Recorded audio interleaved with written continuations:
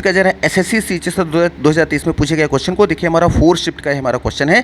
देखिए हमारा क्वेश्चन क्या कह रहा है कि अ यंग गर्ल, एक युवा जो लड़की जो थी, वॉज किडनैप, उसको अपहरण उसका कर लिया गया। और कहाँ से? फ्रॉम मतलब से, कहाँ से? द मेनली स्ट्रीट, जो मुख्य सड़क थी। कब की बात है? ये कह रहा है इन 3 o'clock, ये कह रहा है कि 3 बजे की बात है, यस्टरडे कल की। और कह रहा है आफ्टरनून, ये दोपहर की बात है। ठीक, अब ये कह रहा है कि जो अंडरलाइन पोर्शन है क्या ये इसमें एरर है या नहीं है, तो आइए चेक करते हैं। ठीक, तो देखिए सबसे पहले ये याद रखिएगा कि यहाँ वर्ड क्या यूज़ किया गया? स्ट्रीट। स्ट्रीट क्या है? एक नाउन है। ठीक, अच्छा, नाउन के पहले क्या यूज़ किया जाता है? Adjective, adverb. हम सबको पता है कि नाउन के पहले क्या लगाते हैं हम सब? एडजेक्टिव का यूज़ करते हैं, एडवर्ब का यूज़ नहीं करते हैं। बस याद रखना है आपको कि जो मेन होता है एक एडजेक्टिव होता है, और मेनली जो होता है ये होता है एडवर्ब। और हमें पता है कि नाउन अगर अच्छा देखिए हमारा स्ट्रीट क्या था? स्ट्रीट एक नाउन था, तो हमें पता है नाउन के पहले क्या यूज़ होता है? एडजेक्टिव यूज़ होता है। इसको मतलब नाउन के पहले अगर लगाना है तो हमें क्या लगाना पड़ेगा? एडजेक्टिव लगाना हो, एडवर्ब लगाना नहीं होगा।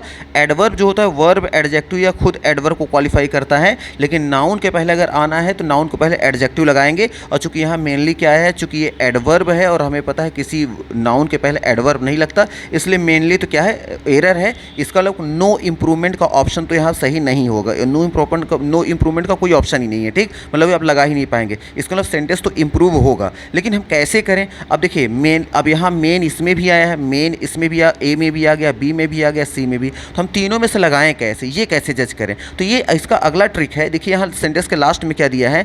सेंटेंस के लास्ट में दिया है 3 o'clock। तो 3 o'clock क्या है? ये एक टाइम को बता रहा है। अच्छा, 3 o'clock क्या है? पीरियड ऑफ टाइम है या पॉइंट ऑफ टाइम है? तो हमें पता है 3 बजे घड़ी में बजने वाला जो समय होता है वो पॉइंट ऑफ टाइम होता है। और याद रखिएगा पॉइंट ऑफ टाइम के पहले जो प्रीपोजिशन लगता है वो हमेशा याद रखिएगा एट का यूज़ किया जाता है। जी एग्जैक्ट टाइम, जैसे वो 10 बजे आया, कहेंगे ही केम एट 10 o'clock। तो एग्जैक्ट जो समय बताया जाता है, एग्जैक्ट समय के पहले हम एट का यूज़ करते हैं। और यहाँ देखिएगा आया था, यहाँ पे मेन तो आया है, बट यहाँ प्रीपोजिशन इन लगा दिया गया, तो इन प्रीपोजिशन रॉन्ग है।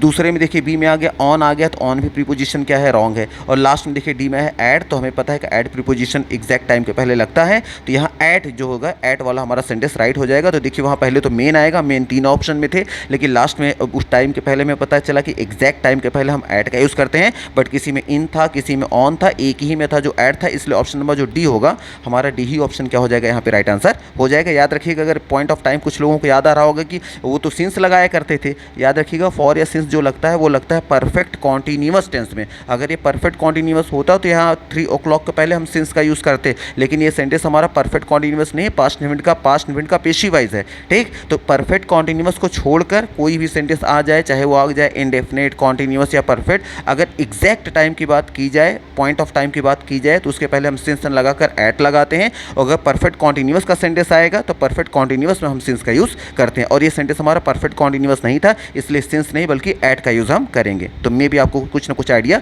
लग गया होगा।